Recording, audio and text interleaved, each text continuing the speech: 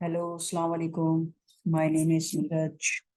तो आज जो टॉपिक हम स्टार्ट कर रहे हैं उसका नाम है पार्टनरशिप। सही है। तो जो पार्टनरशिप का जो हम ये पूरा टॉपिक करेंगे वो फ्रैंक वुड्स की बिजनेस अकाउंटिंग से इसका कंटेंट या उसके जो मेथड्स हैं वहां से उठाए हुए हैं। ठीक है। तो पहली बात आती है, हम पार्टनरशिप पढ़ रहे हैं, लेकिन पार्टनरशिप पढ़ने से पहले आपको उसका मतलब अच्छे से पता होना चाहिए। पार्टनरशिप का मतलब सिंपली क्या होता है? दो या दो से ज्यादा लोग जब साथ में आके एक बिजनेस करते हैं उसको पार्टनरशिप कहते हैं। सारे जो बिजनेस को ओन करते हैं उसको पार्टनर्स कहते हैं। और ये कोई टेम्पररी कॉन्ट्रैक्ट नहीं होता, जैसे अनलाइक ज्वाइंट वेंचर्स होता है या कोई टेम्पररी प्रोजेक्ट की तरह नहीं होता। ये एक परमानेंट फॉर्म ऑफ बिजनेस होता है या एक लॉन्ग टर्म कमिटमेंट होती है। और इसकी पॉसिबिलिटीज क्या होती है कि जो इस बिजनेस की एग्जिस्टेंस होती है वो लाइफ टाइम कंटिन्यू करती है। इन केस अगर किसी की डेथ हो जाए, इन केस अगर कोई रिटायर होना चाहे, इन केस अगर कोई पार्टनर खुद रीच आउट करना चाहे तब। वरना अगर पार्टनर्स को कोई इशू नहीं है तो ये बिजनेस लाइफ टाइम एक्जिस्टेंस करना पड़ता है, कर सकता है। सही है। पार्टनरशिप जो फॉर्म होती है, एक तो होता है कि वो लीगलाइज हो जाए, एक होता है वो इलीगली या मतलब पेपर वर्क ना किया जाए। लीगलाइज होने का मतलब क्या? आपको एक पार्टनरशिप का कॉन्ट्रैक्ट, पार्टनरशिप का डीड साइन करना पड़ेगा, जिसमें आपकी roles, responsibilities, profit and sharing ratio सब लिखे होते हैं। ये इसलिए होता है ताकि आपकी फ्यूचर में अगर कोई कंफ्यूजन्स होती हैं, कॉन्फ्लिक्ट्स होती हैं, उनको अवॉइड किया जा सके। क्योंकि एज अ प्रूफ आपके पास कॉन्ट्रैक्ट में लिखा होता है और ओनर्स की सिग्नेचर्स भी होती हैं। तो एग्रीमेंट में क्या क्या कंटेंट्स आते हैं हमारे पास, क्या क्या चीजें आती हैं हमारे पास? एक तो होता है कि ईच पार्टनर ने कितनी इन्वेस्टमेंट करी है। सही है। उस इन्वेस्टमेंट के हिसाब से हम उसका profit and loss sharing ratio भी डिसाइड कर लेते हैं। ये सब पार्टनरशिप डीड या पार्टनरशिप कॉन्ट्रैक्ट में लिखा हुआ होता है। अब आता है interest on capital. Interest on capital basically वो होता है, अगर मैंने अपने बिजनेस में 1 लाख रुपए इन्वेस्ट किया तो मैं एक्सपेक्ट करता हूँ मुझे ईयरली 20% का रिटर्न होना चाहिए। तो बिजनेस में क्या होता है, जो पार्टनरशिप अकाउंटिंग होती है उसमें क्या होता है कि वो अपने कैपिटल इन्वेस्टमेंट का ना एक certain amount of percentage as a cost charge कर लेते हैं, या प्रॉफिट में से वो डायरेक्टली विड्रॉ कर लेते हैं। और ये जो इंटरेस्ट ऑन कैपिटल होता है बेसिकली एक अपॉर्चुनिटी कॉस्ट ऑफ कैपिटल भी होता है। मतलब अगर पार्टनरशिप बिजनेस में अगर वो पैसे इन्वेस्ट नहीं करते, if they invest somewhere else, तो उनको वहां से जितना रिटर्न मिलता, तो एवरेज इन्वेस्टमेंट के हिसाब से वो अपना इंटरेस्ट ऑन कैपिटल का जो परसेंटेज होता है वो उसको डिसाइड कर लेते हैं। सही है। अब आता है rate of interest on drawings. अब भाई हम जो बिजनेस से पैसे निकालते हैं उस पे हम इंटरेस्ट क्यों चार्ज करते हैं? बेसिकली उसका पर्पस ये होता है कि आप जितनी ज्यादा ड्राइंग्स करेंगे, आप पे उतना कॉस्ट ऑफ बोरिंग लगेगी, कॉस्ट ऑफ विड्रॉल लगेगी। तो इसका मोटिव ये होता है कि आप ड्राइंग्स कम से कम निकालें, ताकि जितना पैसा आपके बिजनेस में रोटेट करेगा या बिजनेस के यूज में आएगा उतना बिजनेस को फायदा होगा। सही है। अगर कोई पार्टनर बिजनेस में काम कर रहा है as a labour, as a manager, तो उसको सैलरीज भी दी जाती हैं। या कोई पार्टनर एज अ कमीशन पे काम कर रहा है या एज अ सेल्स के कस्टमर से आ रहा है तो उसको परफॉर्मेंस रिलेटेड पे देते हैं। तो परफॉर्मेंस रिलेटेड पे बहुत टाइप की होती है, तो हमारा यहाँ उसका कोई लेना देना नहीं है। Basically we are concern with only accounting. सही है। अगर कभी पार्टनरशिप एग्रीमेंट नहीं बने तो हम कुछ अजम्पशंस को फॉलो करते हैं, जैसे कि रिगार्डलेस ऑफ योर इन्वेस्टमेंट आप profit and share loss sharing ratio को इक्वल रखते हो। दूसरी बात, आप कैपिटल पे कोई इंटरेस्ट चार्ज नहीं करते, ना ही ड्राइंग्स पे कोई इंटरेस्ट चार्ज करते हो। और जाहिर है आप ओनर हो, अपने बिजनेस में काम कर रहे हो, तो सैलरी किस बात की? तो उसमें सैलरी भी इंक्लूड नहीं होती। हाँ। सही है। अब लास्ट वाला पॉइंट है, partners who put a sum of money into partnership in excess of capital they have agreed to subscribe and entitled to interest. मतलब जैसे कि हम सब पार्टनर से मिलकर एग्री किया कि 1 lakh rupees every partner will put into the business. But एक partner ने 1 लाख 20 डाल दिए, 1 लाख 1,50,000 किसी ने डाल दिए, तो वो जो सरप्लस अमाउंट है ना, तो उनको उसका रिटर्न दिया जाएगा। क्यों? बिकॉज हमारे profit and loss sharing ratio equal होते हैं। तो अगर किसी का कैपिटल ऊपर नीचे हो गया तो प्रॉफिट एंड शेयरिंग रेशियोज को भी फर्क पड़ेगा।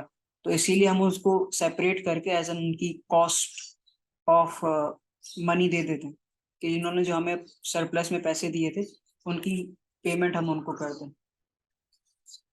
ठीक है, यहाँ तक हमने पार्टनरशिप को डिस्कस कर लिया, उसका एग्रीमेंट डिस्कस कर लिया। अगर एग्रीमेंट नहीं है तो फिर क्या कंडीशंस फॉलो होती हैं, और जो भी हम सवाल करेंगे उसमें मोस्टली सारी चीजें वो हमें क्वेश्चन की स्टार्टिंग में या इन्फॉर्मेशन में बता देता है कि भाई इस क्वेश्चन को हम किस तरह डील करेंगे, और उसकी रिक्वायरमेंट भी काफी स्ट्रेट फॉरवर्ड होती है। सही है। अब पार्टनर्स को प्रॉफिट कैसे डिस्ट्रीब्यूट किया जाता है? जाहिर है बिजनेस करने का मकसद ही प्रॉफिट होता है। सही है। तो जैसे आप नॉर्मल बिजनेस में, सोल ट्रेडर में या कंपनीज में कोई भी इनकम स्टेटमेंट बनाते हो, तो पार्टनरशिप बिजनेस में भी सेम टाइप की इनकम स्टेटमेंट बनती है। जब इनकम स्टेटमेंट बन जाती है, जब आपके पास नेट प्रॉफिट आ जाता है आफ्टर टैक्स, देन आप वो प्रॉफिट में कुछ एडजस्टमेंट्स करते हो। उस एडजस्टमेंट्स को करके फिर आप ओनर्स को डिस्ट्रीब्यूट कर देते हो। अब उसमें हम कौन सी एडजस्टमेंट्स करते हैं वो हम नीचे देखते हैं। बेसिकली ये जो एडजस्टमेंट्स हम करते हैं उस अकाउंट को कहते हैं profit and loss appropriation account. सही है। तो फर्स्ट हमारे पास जो आ गया नेट प्रॉफिट आ गया फ्रॉम इनकम स्टेटमेंट, जो हमने कैलकुलेट किया होता है। सही है। अब ये हमारा नेट प्रॉफिट वो वाला प्रॉफिट है जो ओनर्स को डिस्ट्रीब्यूट किया जाएगा। अब हमने कुछ चीजें पढ़ी थी, interest on drawings, interest on capital, salaries, performance related पे। ठीक है। तो इंटरेस्ट ऑन ड्रॉइंग्स को हम ऐड क्यों करते हैं? देखो, इंटरेस्ट ऑन ड्रॉइंग्स का मतलब क्या है? बिजनेस का पैसा हम किसी को उधार दे रहे हैं और उस पर इंटरेस्ट चार्ज करके हम business as an source of income कमा रही है, या वो जो इनकम लैंड कर रही है अपने पार्टनर्स को, उनसे कुछ कॉस्ट ले रही है, ताकि अगर वो पैसा अगर बिजनेस में होता तो वो ज्यादा प्रॉफिट कमा देता। सही है। तो वो जो उनकी ड्राइंग्स होती है, उनके ड्राइंग्स के हिसाब से उनका एक रेट फिक्स होता है। तो उस रेट को लगाने के बाद हमारे पास इंटरेस्ट की वैल्यू आ जाती है। तो उस तीनों की ड्राइंग्स की वैल्यूज को हम ऐड करते हैं। सही है। फिर उसको नेट प्रॉफिट में ऐड कर देते हैं। तो ये जो प्रॉफिट हमारे पास आ जाता है ना, net profit after additions on drawing, ये वो प्रॉफिट होता है जो पार्टनर्स में डिस्ट्रीब्यूट होगा। सही है। इसमें सारी रिसीट्स आ चुकी हैं। अब आती है लेस एप्रोप्रिएशंस। जाहिर है जिसने अपनी इन्वेस्टमेंट से ज्यादा बिजनेस में कैपिटल डाला था, तो हमने कहा था कि सबका profit and loss sharing ratio equal है। अब किसी ने सरप्लस में पैसे दे दिए हैं या बिजनेस को लोन दे दिया है, तो उसको हम एक रिटर्न पे करेंगे। मतलब जिसने मुझे पैसे दिए हैं, जब मैं उसको रिटर्न करूंगा तो उसको मैं विद इंटरेस्ट करूंगा। तो वो जो इंटरेस्ट है हम यहाँ पे कैलकुलेट कर लेंगे तीनों पार्टनर्स का। फिर हम उसको ऐड करके, कंबाइन करके, हम नेट प्रॉफिट आफ्टर एडिशंस में से माइनस कर देंगे। लेकिन हम क्या करेंगे, सारी अप्रोप्रिएशंस को एक साथ कैलकुलेट करके फिर उनकी जो अप्रोप्रिएशंस की अमाउंट है वो माइनस करेंगे। फिर हमारे पास आती है सैलरीज। मतलब कुछ पार्टनर को सैलरी मिल भी सकती है, कुछ पार्टनर्स को सैलरी नहीं भी मिल सकती। तो जिन जिन पार्टनर को सैलरी मिलेगी उनकी सैलरी यहाँ पे एज एन हम लिख के उनको टोटल करके बाद में एंड में माइनस कर लेंगे। परफॉर्मेंस रिलेटेड पे में मैंने आपको कमीशन बताया, और बहुत सारे वेज होते हैं परफॉर्मेंस रिलेटेड पे के। तो इन सारी, जैसे ये तीनों चीजें हैं, एक, दो, तीन, इन तीनों को ऐड करके मैंने थर्ड कॉलम में लिख दिया। अब थर्ड कॉलम से क्या हुआ, ये जो मेरा टोटल एप्रोप्रिएशंस है इसको मैंने माइनस कर दिया प्रॉफिट आफ्टर एडिशंस में से। तो जब ये मैंने माइनस कर लिया ना, तो फिर मेरे पास एक अमाउंट आ गई जो प्रॉफिट डायरेक्टली पार्टनर के अकाउंट में ट्रांसफर किया जाएगा या उनको कैश दे दिया जाएगा, depending upon the business policies या पार्टनर्स की रिक्वायरमेंट। अब जो प्रॉफिट शेयरिंग होता है ना, उनका सम हमेशा 1 के बराबर होता है। सही है। तो ये तीन पार्टनर्स हैं, ए, बी एंड सी। तो जो टोटल बिजनेस का प्रॉफिट है into their profit sharing ratio, उन सबको हम ऐड करेंगे और उसको माइनस करेंगे प्रॉफिट टू बी अप्रोप्रिएट में से। तो हमारे पास जो उनका डिफरेंस आ जाएगा वो जीरो आएगा। इन केस अगर जीरो नहीं आता तो इसका मतलब क्या है, आपने कहीं गलती करी है या कहीं आपने भंड मारा है। तो आपको प्रॉफिट शेयरिंग रेशियोज को देखना पड़ेगा या अपनी कैलकुलेशंस को रीचेक करना पड़ेगा। ठीक है, तो बेसिकली ये जो फॉर्मेट था ना profit and loss appropriation account का, ये कंप्लीट फॉर्मेट है। सही है। हो सकता है किसी क्वेश्चन में एक पार्टनर की इंटरेस्ट ऑन ड्राइंग्स हो, या किसी एक पार्टनर की इंटरेस्ट ऑन कैपिटल हो, या किसी एक पार्टनर की सैलरी हो। लाजमी नहीं कि सारी चीजें तीनों पार्टनर्स के लिए हो, किसी के लिए कुछ हो सकती है, किसी के लिए दो चीजें हो सकती हैं, और किसी के लिए तीनों चीजें भी हो सकती हैं। सही है। इसके बाद हमने प्रॉफिट को बिल्कुल जीरो कर लिया, कि जो हमने प्रॉफिट कमाया था हमने वो पार्टनर्स को दे के अपना प्रॉफिट का जो अकाउंट है वो जीरो कर लिया। सही है। और ये बात मैंने यहाँ पे नीचे लिखी भी है, the difference between the profit to be distributed and balance of share must be zero. ये जो हमने तीनों पार्टनर्स को जो प्रॉफिट एलोकेट किया है इसको बैलेंस ऑफ शेयर कहते हैं। सही है। अब जाहिर है मुझे प्रॉफिट मिल गया, तो प्रॉफिट मिलने से मेरी वेल्थ पे या मेरे बिजनेस के कैपिटल पे या पार्टनर्स के कैपिटल पे क्या इफेक्ट आएगा, तो ये हम कहाँ देखेंगे, पार्टनर्स के कैपिटल अकाउंट में, कि भाई बंदे ने कितने पैसे इन्वेस्ट करे थे, कितने पैसे उसने कमाए, क्या वो पैसे घर ले गया वापस उसने बिजनेस में इन्वेस्ट कर दिए। तो बिजनेस पार्टनर्स के जो कैपिटल अकाउंट होते हैं ना, उनको दो तरीकों से बनाया जाता है, या दो अप्रोचेस को फॉलो किया जाता है। पहली अप्रोच क्या है, fixed capital account plus current account.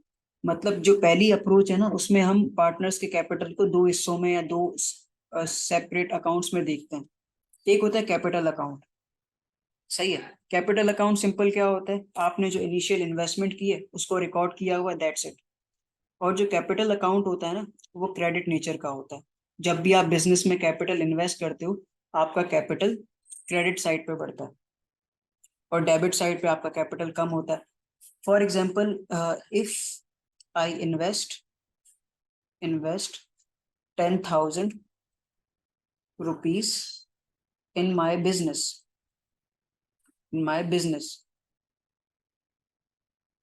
अब इससे होगा क्या, मैंने 10,000 रुपीज डिपॉजिट किए।